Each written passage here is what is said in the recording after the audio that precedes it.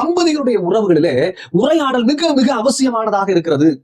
இந்த உரையாடல் என்பது வெறும் பேசுவதை மட்டும் குறிக்கவில்லை, மாறாக ஒருவருடைய ஆத்மாவை, ஒருவருடைய உள்ளத்தை இன்னொருவருக்கு வெளிப்படுத்துவதை மையப்படுத்துகிறதாக காணப்படுகிறது. இதை உளவியல் அறிஞர்களும் ஒத்துக்கொள்கிறார்கள். வேத வசனம் இதை மிக தெளிவாக சொல்லுகிறது.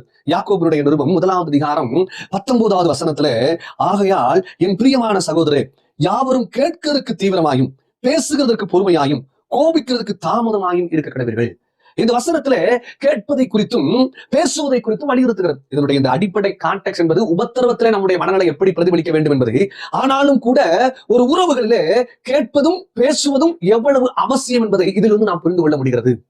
குறிப்பாக இன்றைக்கு அநேக தம்பதிகளுடைய வாழ்க்கையில பேசுவதே கிடையாது. அநேகர் பேசுவதை என்ன நினைச்சிட்டு இருக்காங்க? காலையில எந்திரிச்சிட்டியாமா, சமைச்சிட்டியா, இன்னைக்கு வேலைக்கு போகணும், நாளைக்கு என்ன, பிள்ளைங்க என்ன செய்யறாங்க, இது எல்லாம் தகவல்கள். ஒரு குடும்பத்தில் நடக்கக்கூடிய தகவல்களை நாம் அறிந்து கொள்வதை இது என்ன பண்ணுகிறது? உணர்த்துகிறது. ஆனால் உரையாடல் என்பது உணர்வுகளை பகிர்ந்து கொள்வது, உள்ளத்தை வெளிப்படுத்துவது. அப்ப இந்த தகவல் பரிமாற்றம் மட்டும்தான், அதாவது இன்ஃபர்மேஷன் மட்டும்தான் தம்பதிகளுடைய வாழ்க்கையில இன்றைக்கு நடக்கிறதே ஒழிய உணர்வுகளை பகிர்ந்து கொள்வதோ உள்ளத்தை வெளிப்படுத்துவதோ இன்றைக்கு பகிர்ந்து கொள்வது குறைவாக இருக்கிறது.